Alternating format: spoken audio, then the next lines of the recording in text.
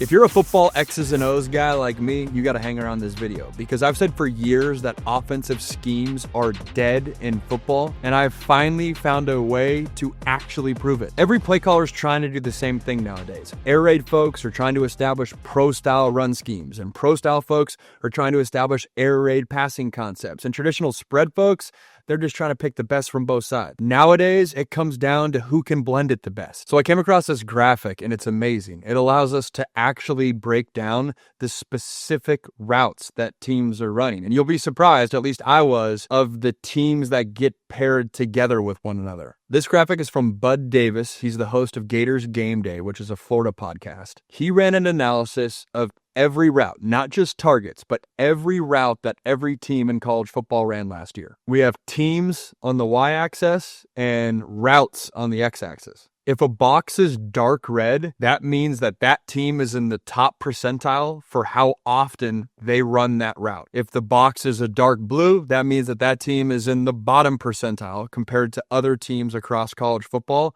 in how often they run that route. From there, he bucketed the teams into 5 groupings: the post wheel dig grouping, the curl go grouping, the crossers and corner, slant swings, wheel, out, flat, corner grouping. There's a lot of fascinating nuggets. And then I'll also project forward to, hey, all the NFL draft quarterbacks we're talking about right now, what does this data show about their game? My biggest takeaway from this, and I'm going to start incorporating it when I give analysis, is the offensive clusters are no longer air raid, spread, pro style. The clusters are more defined now by, are you a vertical passing team or a horizontal passing team? That's the question. It's no longer about scheme. The main dividing line here is how heavily a team invests in big downfield passing concepts versus short perimeter and crossing concepts. The second pairing that's fascinating to me is Colorado and Ole Miss. I've never heard anyone make that comp, but now that I sit with it, I'm like, yeah, their offenses are pretty similar. It's interesting because Colorado's offensive coordinator, Pat Shurmur, NFL background. Ole Miss,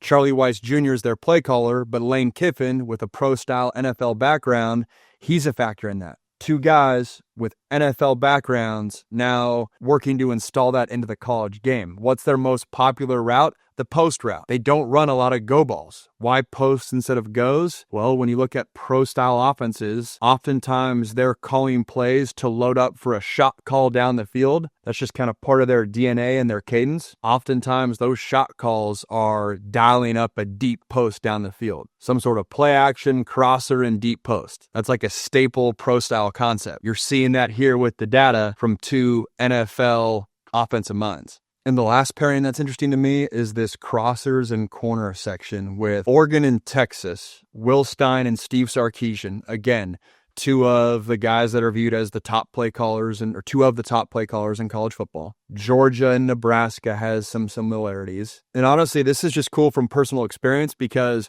when I played for Sark at USC, his go-to favorite concept to call was fire or flame, which is putting a deep crosser over the middle by the tight end or slot receiver. He loves running off defenders on one side and then replacing that green grass with a crosser coming from one side of the ball to the other. That was his favorite concept when I played for him. The data shows that that's still the case today. Real quick, if you're liking this video, hit the like button down below and subscribe to the channel. Thanks, guys. From there, how can we use this data to help in our evaluation of all the NFL draft quarterbacks? Well, there's things that stick out. For Cam Ward, the most common route that he throws is a crosser. That shows up on film. I think that's a strength of his ability to throw with different trajectories. He can put touch on the ball. He can drive the ball. He can throw into tight windows. What you see on film also shows through in this data. For Shedeur Sanders and Jackson Dart, we just talked about the Colorado Ole Miss comp. The most common balls that they throw are curls, goes, and posts. My biggest takeaway, both those guys are asked to drive the ball down the field. That's a good sign if you're evaluating, hey, how are they going to jump from college to the NFL? For Kyle McCord, and if you guys watch my content, you know I'm high on Kyle McCord. What jumps out,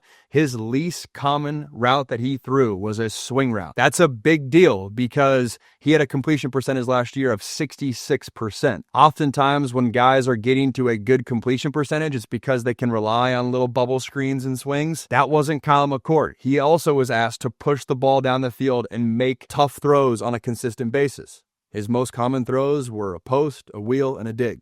For Jalen Milroe, kind of the opposite. The throw he was asked to make the least was an out route. When I dive into that more, out routes are hard to throw. I remember when I was training for the NFL Draft, the 2 routes that I spent the most time training on because they're the most like big boy throws are a time post and a timed 10 or 15 yard out. Those are difficult throws to make. Jalen Milroe was not asked to make those. And sure, we're talking 5 yard out and 10 yard out, but those throws take timing, can't hold on to the ball, gotta throw guys open. Jalen Milroe had a lot of man looks, a lot of downfield shots, not asked to throw the out route that much. Another interesting takeaway. My biggest criticism of Quinn Ewers, I don't think he drives the ball well down the field.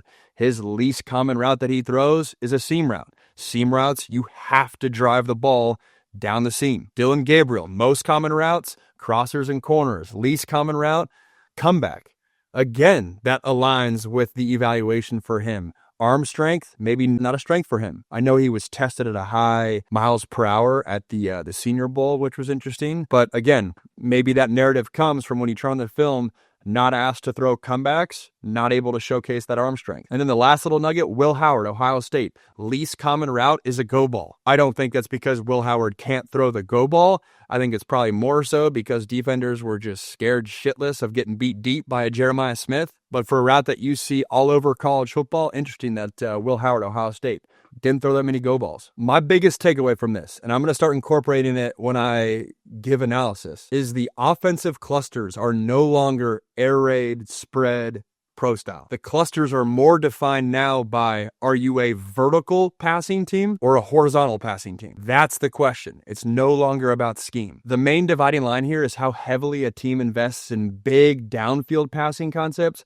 versus short perimeter and crossing concepts. The last takeaway I have from this is gone are the days of offensive identity by conference, but there's still proof that offensive identity by the coaching tree you come from is still alive and well. Identity by conference is gone, right? The Big Ten has Minnesota and Iowa on one end of the spectrum, and it's got USC, Oregon, and Penn State on the other end of the spectrum. The SEC, also a hybrid league. And to me, that changed when Nick Saban embraced an identity for his team where we're going to put up a lot of points. We're going to get out of the run first, protect your defense type of mentality. The coaching trees do emerge in this data set. When you look at the air raid teams, they got a high usage of crossers, wheels, and 4-vert type concepts versus the West Coast more pro style teams. They lean more out, flat, corner routes. Modern offenses in football, both at the NFL and college, they're borrowing bits and pieces from all of the offensive styles over the past 30, 40 years. Put the like button down below and subscribe to the channel. Thanks, guys.